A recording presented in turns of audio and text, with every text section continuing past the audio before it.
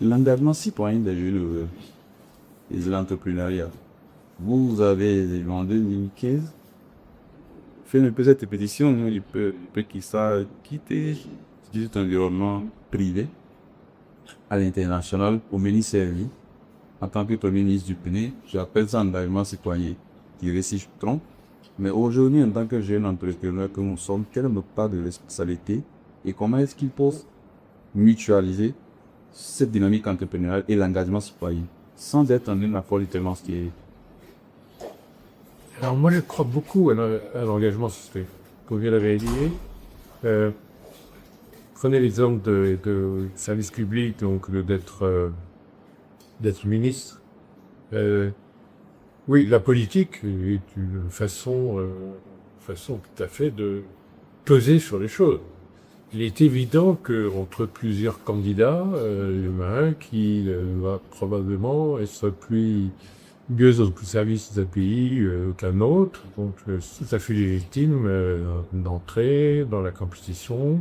Ça, le fait qu'il y ait des élections, que la plupart des élections, enfin, beaucoup sont sincères. La plupart, c'est pas sûr. Mais la plupart, que on arrive à avoir un choix et qu'on arrive à avoir une alternance et que dans certains cas, on arrive à avoir des sanctions de quelque chose qui n'était pas font d'optimum pour le pays. Franchement, je pense que c'est quasiment un service. S'engager là-dedans, quand c'est un service de civique, marche. Alors, faut ça, les gens considèrent ça aussi comme une façon de s'enrichir, comme une façon, comme des exactions, enfin, surhumaines. Puis en tout justice, c'est ça. Enfin, si on aime un peu ses concitoyens, à un moment donné, on s'arrêter et essayer de jouer un rôle, de faire aboutir quelque chose, ça me paraît respectable. Personnellement, comme j'appartiens à une famille où mon oncle a été président de la République, avant ça ministre, avant ça sénateur, avant ça député, avant ça l'Assemblée de l'Union française, quand c'était une colonie. Si vous voulez, du coup, moi, dans la famille, je trouve que c'est mieux de ne pas en faire une carrière. Bon, alors, on peut aussi dire que l'avantage de faire une carrière aux fonctions publiques plus politiques, ça vous donne de l'expérience. Qu'on peut pas le faire. Qui serait pour de leçons, si vous voulez, mais moi je trouve que c'est pas mal d'avoir un métier. Ça pouvoir y revenir, de pouvoir être en échec et de recommencer si ça ne va recommencer, mais puis il y a des alternances. Les alternances, quand même, c'est ça. Alors qu'il y a une préférence souvent de la société politique pour la perpétuité. Moi, je pense que l'alternance, c'est quand même assez important.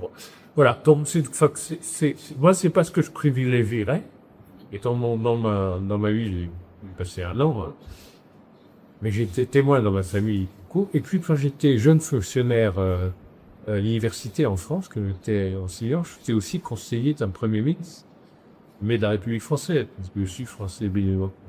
Et donc, ça aussi, je trouvais ça très intéressant d'être au cabinet d'un jeune premier ministre, de l'époque de la République française, Laurent Fabius. Et je suis très content d'être retourné à l'université. Il a été Premier ministre, moi je l'ai été 10 mois, lui il a été 22 mois. Si vous voulez. C'est assez court, mais c'est des bons souvenirs et assez fort. Et puis moi je suis redevenu universitaire, comme je suis essayé de lancer dans mon entreprise comme j'enseignais l'économie, je trouvais que c'était raisonnable d'avoir une expérience d'entreprise. Bon. Et lui, en plus, il s'est représenté à la députation, il lui a fait plutôt avec exactement la même formation que moi, et en ayant été d'ailleurs nos professeurs dans mon école, la sienne, qui est l'école normale supérieure, lui, il a décidé de faire une carrière de magistrat et d'élu. Je respecte absolument, moi je suis très content, d'avoir quitté l'hôtel de Matignon, qui est le siège de la primature, pour aller chez Danone, faire une expérience d'entreprise que j'ai faite 11 ans. Quoi. C'est 11 ans chez Danone, car de l'industrie. Bon. Donc, moi, c'est mon préférence. Et je crois, par ailleurs, à ce qui est associé. Je crois que tout n'est pas lucratif. On a créé une fondation plutôt sur les sujets culturels, dans la famille, au Bénin, que tout le monde vit là, et il se trouve que c'était il y a 22. Et on a réussi à la tenir debout. Les services en sont gratuits, et c'est fait pour que, à la fois les enfants, les adolescents, le collier, etc., aient une ouverture sur l'art et une formation sur l'art, et que les artistes soient aidés en production. Parce que être artiste, c'est de la production. Oui. C'est pas que de l'aspiration. Et c'est pas en résidence, et qu'on a les moyens, qu'on crée une collection, et qu'on les exporte en le comptoir qu'on les vend, là, on vend rien. Mais qu'on les expose, oui, dans le monde entier, chance. Mais on peut faire évidemment plein de choses. Moi, je vous le dirai, deux ou trois fondations, même une publique maintenant avec CMCC.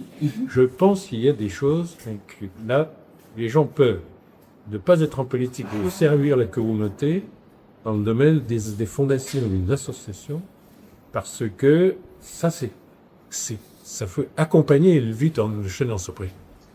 Et si l'entreprise grandit, c'est bien qu'elle mêle les fonctions de d'installation, d'association, de mécénat, et ça peut être social. Il y a un moment où la Fondation Dessous a fait la rénovation de services de néo-humatologie, pédiatrie, etc., du CNHU, si vous voulez, en s'associant avec d'autres.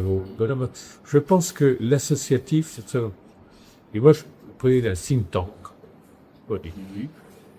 Et du coup, je trouve que c'est important qu'il y ait une réflexion collective, par exemple, sur toutes les questions que vous me posez, qu'il y ait une accumulation d'expériences et de partage. Mais j'ai faisais d'une fondation, enfin, j'ai présidé pendant 10 ans, d'ailleurs, la fondation scientifique de mon ancienne école, donc l'école normale supérieure, qui a été un peu dans l'histoire, un peu la machine à prix Nobel, si vous voulez, l'école normale supérieure de la revue de Paris. Je suis ravi maintenant d'essayer de contribuer à Cenicity, qui est un campus Smart City, un campus d'excellence créé avec un niveau international et pour accélérer les formations, parce que la formation c'est quand même un des facteurs qu'on a décrit tout à l'heure. Oui, il faut le capital, oui, il faut le crédit, oui, il faut l'infrastructure, mais oui, il faut la formation. Surtout dans un pays qui adore consommer de l'information, de l'éducation pour votre moment en honneur. Mais vous voyez ce que je veux dire, il y a un non-for-profit qui a validé des chances parce qu'on peut le cumuler avec une activité d'entrepreneur. Et puis on a créé des entreprises, comme ça, je ne parle pas notamment, moi j'en parle jamais, mais il y a quand même 300 salariés. Bon, qu'est-ce qu'on a pris un secteur très modeste, qui est le secteur nettoyage, de l'entretien, aussi bien des sièges sociaux que des maisons, que des espaces verts, que les usines. Parce que là, c'est le maximum de coefficient de travail dans le chiffre d'affaires. Vous avez tout ce qui est du nettoyage, vous avez des choses très pointues, par exemple, une clinique, c'est très technique parce que il faut surtout que on traite tout ce qui est infectieux de façon très particulière. Si vous nettoyez l'usine, c'est pas trop en train de venir un jardin, évidemment, etc. Mais au total, vous avez peu de technologie et énormément de travail. Et du travail, là où c'est plus difficile pour des gens qui ont besoin d'avoir des compétences, il y aura pas suffisant.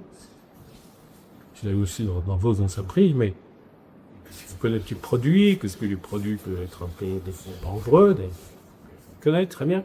Mais grosso modo, vous voyez, les tout premiers recrutements ont demandé le BEPC. Et on avait des candidats qui avaient une maîtrise. C'est dire combien on avait un problème de Bortois. Alors, qu'ils soient au BPC ou au baccalauréat, si vous voulez, le fait est que, d'abord, ils apprennent le métier, c'est qualifiant du travail, ils apprennent le métier en même temps la formation. Puis voilà, donc c'est une continue de travail. Bon.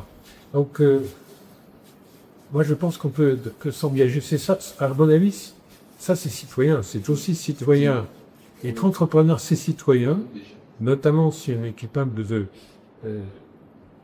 faire grandir un peu les gens à l'intérieur de la fondation, en même temps. Fondation, on accueille le public.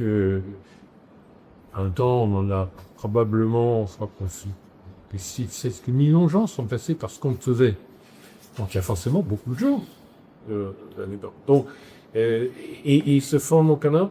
Donc, moi je pense que l'entrepreneuriat a une dimension déjà d'engagement, mais on peut la compléter. Et l'associatif, moi, ça me paraît anormal que les gens ne participent pas.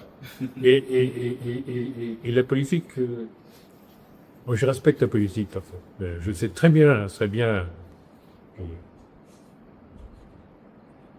crimes et délits sont quand même assez faciles, mais dans tous les métiers, si vous voulez, on peut y arriver. Mais non, c'est pas qu'on a besoin de vision, donc on a besoin de leader. Moi, je recommande, notamment, j'ai eu beaucoup d'étudiants, mais c'est comme ça, de mon économie, que me demande encore de boursier un peu. Et donc, moi, je dis aux étudiants, faites de la politique, vraiment. Grèce, c'est passionnant parce qu'on écoute tous ces contemporains et vous apercevrez que dans nos pays, il n'y a pas d'analphabète. C'est pas vrai. Il y a des gens qui sont dans plusieurs cultures, dont certaines sont orales. Et surtout, vous parlez avec ces gens, ils ont très très bonne définition de leurs problèmes. Et aussi beaucoup d'idées sur les solutions. Pas du tout imaginer que c'est pas dialogue riche, ça peut être très riche.